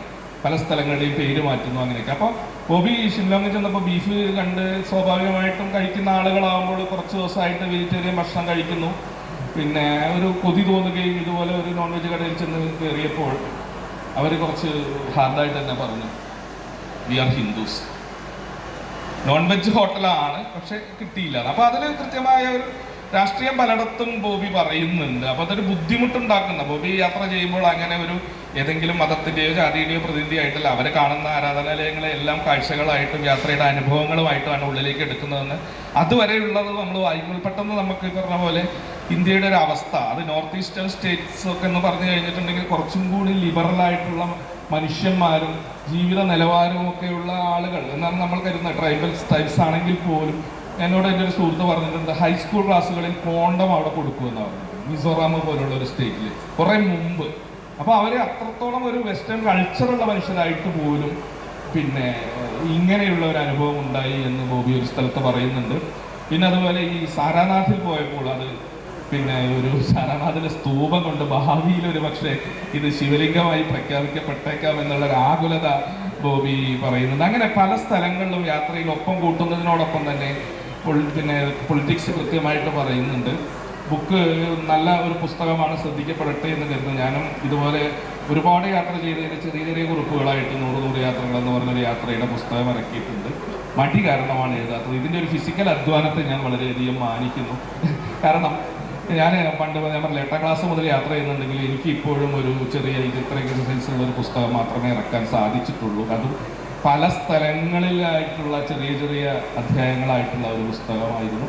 ഈ പുസ്തകത്തിൻ്റെ പ്രൊഡക്ഷൻ മനോരമ വളരെ ഗംഭീരമായിട്ടാണ് ചെയ്തിരിക്കുന്നത്. വളരെ